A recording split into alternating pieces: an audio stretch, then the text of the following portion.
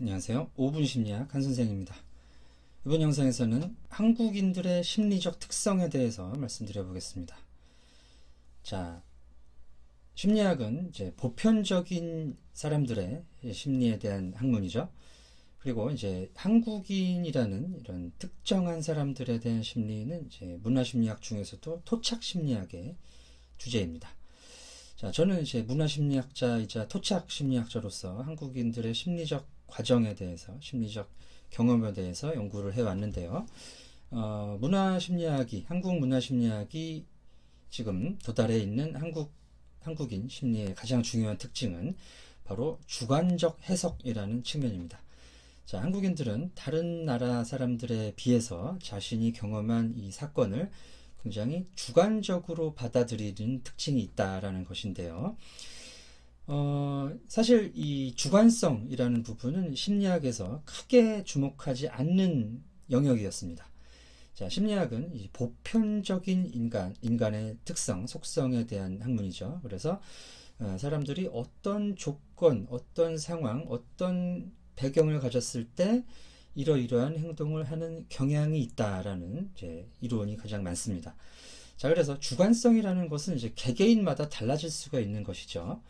그렇기 때문에 이제 이 개인의 차이를 가장 크게 설명할 수 있는 이 주관적인 해석의 부분은 심리학에서 크게 관심을 갖고 다룬 부분은 아니었던 것입니다. 자, 그러나 한국인들의 심리 경험의 특성에는 이 주관성이라는 부분이 굉장히 크게 작용을 하는데요. 이 주관적인 부분이 한국인이라는 이 집단, 한국인 집단에서의 심리 경험의 속성을 만들어낸다 라고 보시면 되겠습니다. 그런 한국인으로서의 어떤 유형을 만들어낸다라는 것이죠. 자, 예를 한번 들어보겠습니다. 한국인들이 가장 중요하게 생각하는 정서 경험 중에 정이라는 것이 있죠. 자, 정이 한국인들의 가장 문화적인 감정이다, 이런 이제 얘기들이 있습니다. 그런데 이 정이라는 것은 사실 보편적인 감정일 수 있죠. 우리와 가까운 사람들이 가까운 사람들 사이에 느끼는 친밀감, 따뜻한 감정, 이 정의 어떤 본질적인, 보편적인 부분입니다. 그러나 이 다른 사람들과의 사이에서 느끼는 따뜻한 감정의 한국적인 특징, 이것이 바로 정의 속성인데요. 이 정의 문화심리학적인, 한국적인 정의 속성은 바로 주관적 해석이라는 것이죠. 무슨 말씀이냐 하면, 내가 이 사람과 가까워졌다라고 생각하면 내가 이 사람에게 막 주는 거예요. 주고 싶고 해주고 싶고 내 마음을 먼저 보내는 것이 정의 속성입니다. 자, 어떤 이 교류라든지 저 사람이 원하는 것을 내가 준다라는 것이 아니라 내가 주고 싶어서 준다라는 점이 강조된 것이 정의 특성이라는 것이죠. 자, 또 부정적인 정서 중에는 억울함이라는 것이 있습니다. 억울함은 이제 다른 영어라든지 어떤 다른 나라 말로 옮기기 굉장히 까다로운 개념인데요. 정도 그렇지만 억울함 역시 이런 주관성이 굉장히 강조가 됩니다.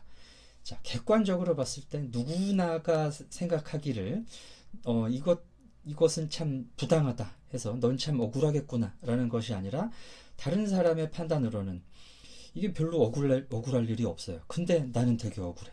이것이 억울함의 본질이라는 것이죠.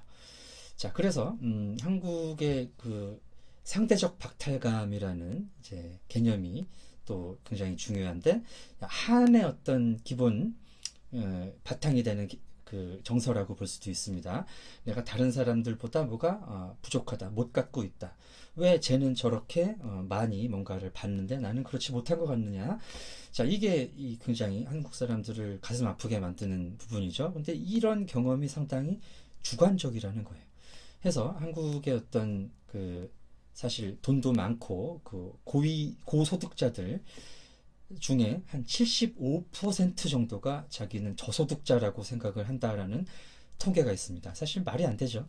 객관적 통계로서 한국의 몇 퍼센트 안에 드는 그런 분들도 나는 가진 게 없는데 왜 자꾸 나한테 부자라고 하느냐, 이게 억울하다는 거예요.